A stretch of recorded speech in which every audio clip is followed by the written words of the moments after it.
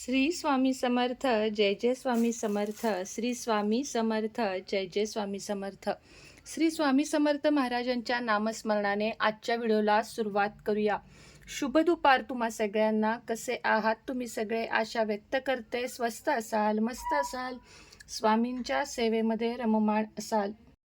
श्री स्वामी समर्थ. जय जय स्वामी समर्थ. श्री स्वामी समर्थ. जय जय स्वामी समर्थ. श्री स्वामी समर्थ महाराजांच्या नामस्मरणाने आजच्या व्हिडिओला सुरुवात करूया.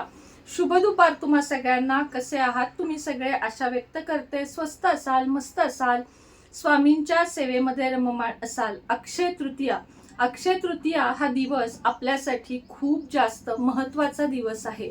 अक्षय तृतीया दिवशी करण्याचे उपाय आता भरपूर सारे मी घेऊन येणार आहे, जे तुम्हाला अगदी श्रीमंतीच्या वाटचालीकडे घेऊन जातील. अक्षय अक्षय म्हणजे काय हे सगळ्यांना माहित आहे. बऱ्याच रील बघून तुमच्या पाठी झालं असेल. कधीही क्षय न होणारे म्हणजेच कधीही न संपणारे असे अक्षय. कधीही त्या व्यक्तीला म्हणजे अक्षय अक्षय ज्याच्या ह्याच्यामध्ये आयुष्यामध्ये एकदा सुरू होतो ना, अक्षय काळ म्हणजे कधीही न संपणारा एक चांगला काळ. तेव्हापासून माणसाची खरी प्रगती होते.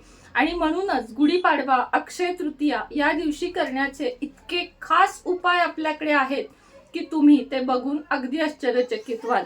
तुमच्या घरामध्ये कोणतेही वास्तुदोष असतील किंवा तुम्हाला देवाचं जास्त काहीच करायला जमत नाहीये, पण खूप काही करायला जमत नाही म्हणजे देवपूजा करता, देवाला मानता, भक्ती भाव श्रद्धा मनात आहे, पण ताई आमच्याकडे इतका वेळ नाहीये की आम्ही तासनतास देवापुढे बसू शकू.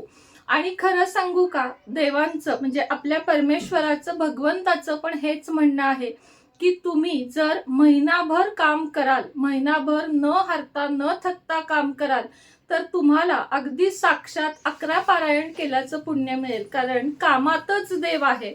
जर आपण सगळी कामं सोडून, आता बघा केंद्रामध्ये ज्या आता सकाळी स्त्रिया जातात, महिला जातात, त्यांना वेळ आहे म्हणून त्या केंद्रात पारायण करू शकतात. माझ्यासारखी स्त्री किंवा तुम्ही सुद्धा ज्या कोणी कामावर जाणाऱ्या स्त्रिया आहेत, ज्यांचं शेड्यूल एकदम पॅक बिझी आहे, ते करू शकतील का पारायण जाऊन? सकाळी जर 7 ते 11, 7 ते 10 आपण जर प्रहर काळ, पारायण काळ, खूप इच्छा असून पण आपण नाही करू शकत. कारण आपल्याला शेवटी प्राधान्य द्यावं लागतं रोजच्या पोटाची सोय करण्यासाठी. अगदी कटू आहे पण सत्य आहे.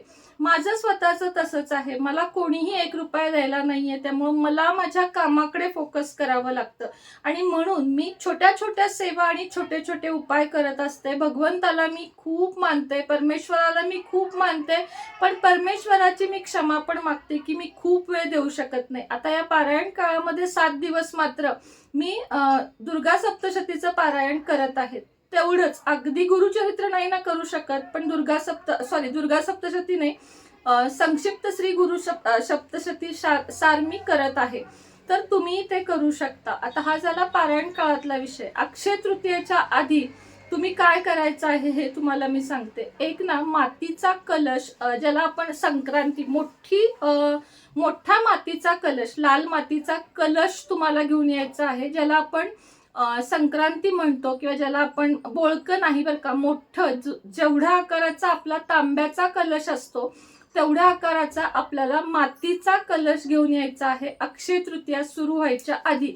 म्हणजे तुम्ही जेव्हा व्हिडिओ बघत आहात त्याच्या आधी तुम्ही घेऊन या.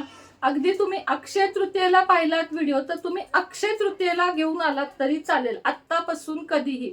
आधी का आणायचा ते तुम्हाला सांगते, पण नाही काही कारणानं व्हिडिओ स्किप झाला तुमचा, उशिरा पाहिलात, तर त्या दिवशी आणा. त्यानंतर तुम्ही आज आणलात, उद्या आणलात, परवा आणलात, तर तो दररोज आधी भरून ठेवा.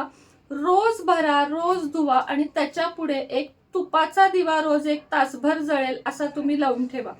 हा जो कलश आहे तो आपण मंगल कलश म्हणून ही अक्षय तृतीया ते पुढची अक्षय तृतीया ठेवणार आहोत. आता या कलशामध्ये अक्षय तृतीयेला काय करायचं, सगळ्या देवांची पूजा करून झाल्यानंतर ह्या कलश आपल्याला घ्यायचा आहे, किंवा पूजा करण्याच्या आधी तो पाण्याने भरायचा आहे. त्यात 1 रुपयाचं नाणं, फूल, हळदी, कुंकू, अक्षता हे सर्व काही घालायचंय. असेल तर एखादा मोती आणि एखादा पोवळा अवश्य घाला तुम्ही यामध्ये.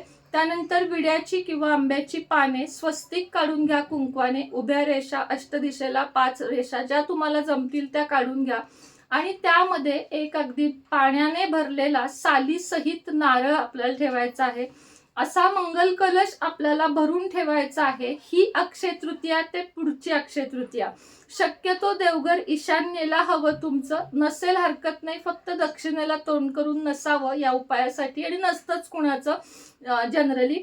आणि हा जो कलश आहे तो अक्षय कलश म्हणून भरून देवघरात तुम्हाला उजव्या हाताला, आपल्या उजव्या हाताला, तर मी समोर आहे, माझा हा उजवा हात आहे, तर उजव्या हाताला एका तांब्याच्या किंवा पितळेच्या किंवा स्टीलच्या चांगल्या स्वच्छ ताटलीमध्ये तांदूळ भरून ठेवायचा आणि त्यामध्ये हा कलश ठेवायचा.